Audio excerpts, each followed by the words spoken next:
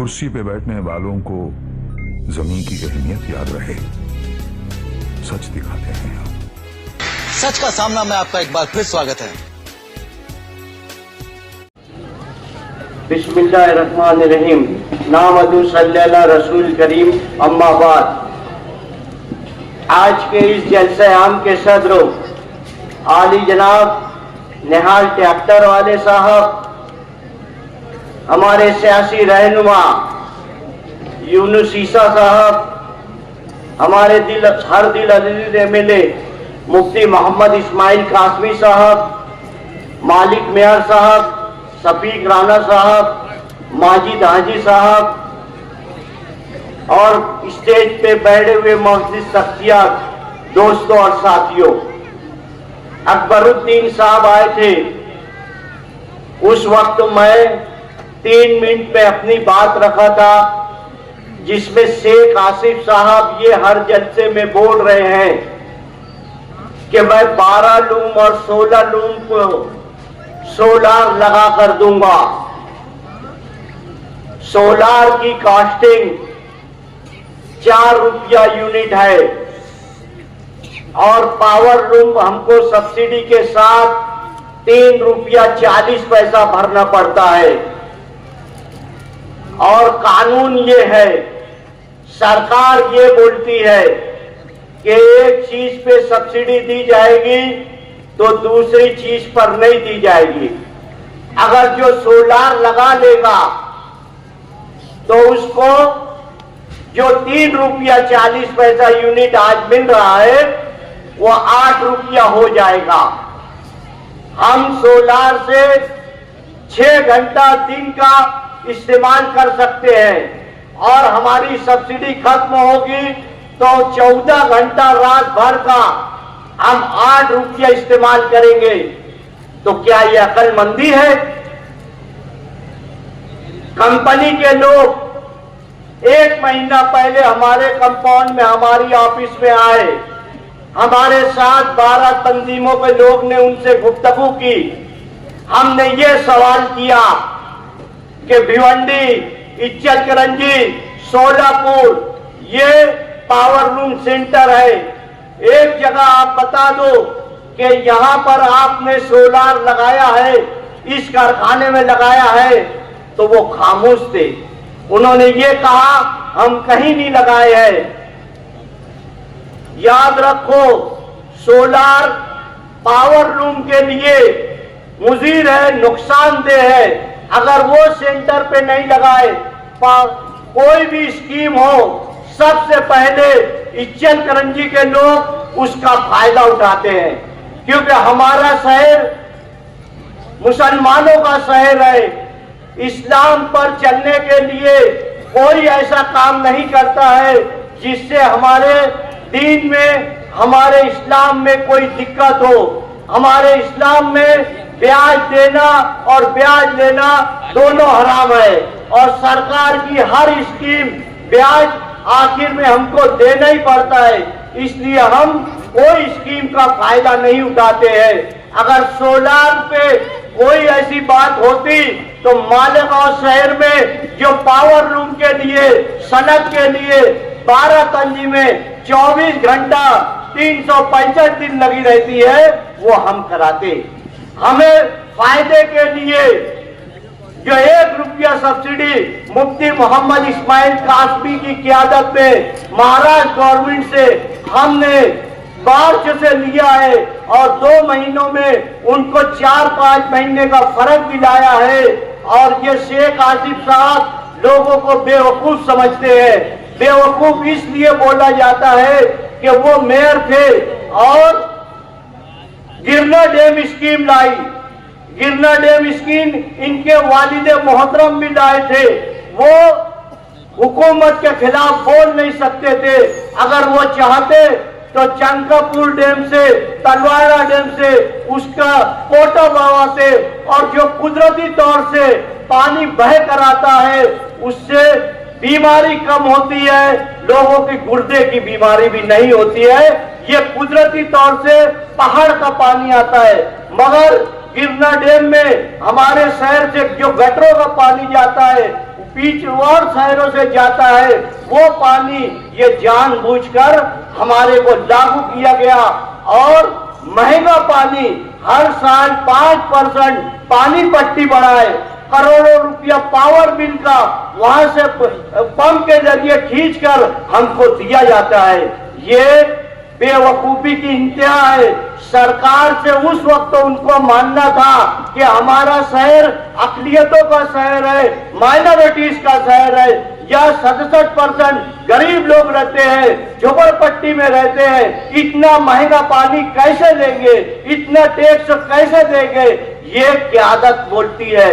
जिसकी जो नुमाइंदा रहता है उसको असेंबली में बोलना पड़ता है कि ये इसकी वजह से यहाँ गरीब जनता भूखमरी का शिकार होती है जब भी मंदी आती है। मगर ये उस वक्त के ना शेख रशीद साहब बोले ना शेख आसिफ बोले, इसलिए ये इनका जो है बेवकूफी, मैं इनको बेवकूफ इसलिए बोलता हूँ, ये चौथी नापास है, इनको कोई सूझबूझ नहीं है। सूझबूझ पढ़े लिखे लोग पे रहती है, IAS ऑफिसरों पे रहती है, वो मशवरे से चलते हैं। इस हिस्से में जो है जो जमीन है डेडिकेशन की, ये लोग निकालकर गरीबों को फंसा रहे हैं। अगर इनके ऊपर इनका जो जितना हम पावर का बिल भरते हैं गिरना डैम से जो आता है, वो उससे एक नया डैम हम बना सकते थे, इतना पावर का बिल भरते हैं।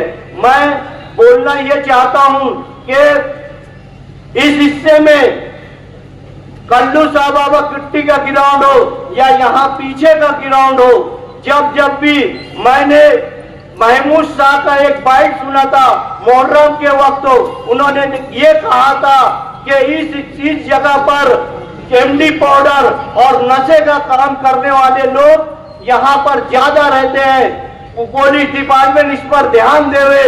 और हम भी ये चाहते हैं कि रमजान के महीने में यही हुडको कॉलोनी में एक हफीज कुरान असर की नमाज पढ़ के निकला, एक आदमी 50 रुपया जो नशा करने के लिए मांग रहा था वो नहीं दिया, उसके सीने में चाकू भोंक दिया, उसका इंतकाल हो गया। तो नशा कहाँ ले जाता है? रोजेदार को मर गया। यहाँ शेख रशीद साहब का भी घर है, ताहिरा मैडम का भी घर है, मगर ये शहर के एक नंबर शहरी होने के बावजूद इस हिस्से में क्यों नशे का कारोबार ज्यादा हो रहा है? इस हिस्से में सट्टा क्यों बेचा जा रहा है? सट्टा क्यों टीपा जा रहा है? गांजा बेचा जा रहा है? हर किस्म का जो है नशे का कारोबार इसी हिस्से में क्यों ज्यादा है? क्योंकि इनकी पुस्तपनाई है। आप अपनी कौम को बचाने के लिए इनको इस इलेक्शन में शिकस्त दो, क्योंकि जो एक बंदा हमारे घर का नशा करता है तो पूरा घर परेशान हो जाता है। वो नशे के लिए मैं इतनी लोगों की पंचायत में गया हूँ, अगर वो बच्चा नशे में रहता है, कुत्ता गोली खाया रहता है, तो उसके बाप और माँ पर चाकू उठा लेता है। ये मेरी देखी हुई बात है। मेरी कौम के लोगों, तुम लोग अल्लाह के रसूल सल्लल्लाहु अलैहि वसल्लम ने नशे को हराम किया है। अपने कौम का मुस्तकबिल के लिए आपको जो लोगों को बचाना है, हमारे शहर को बचाना है, इसलिए भाई हमारे अपने बीच हमारे और आपके महबूब व मकबूल लीडर हजरत मौलाना मुफ्ती मोहम्मद इस्माइल कासमी साहब की आमद हो रही है। जोरदार तालियों के दरमियान उनका इस्तकबाल फरमाएं। नारे तकबीर, नारे तकबीर।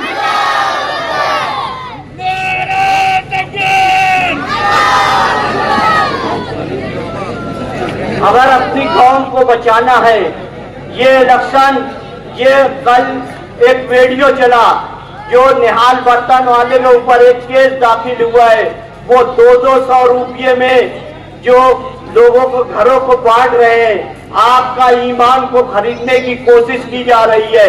अगर आपको अपनी कौम को अगर बचाना है, एक मिसाल है कि फलस्तीन में इस्राइल बमबारी कर रहा है, पूरा पूरा घर शहीद हो जा रहा है।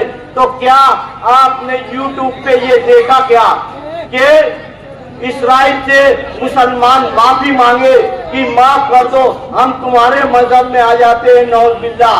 नहीं मेरे भाई, इस्राइल हमास पर हमला कर रहा है मगर वो ईमान से है, कौम के लिए है, मस्जिद अक्सा बचाने के लिए है।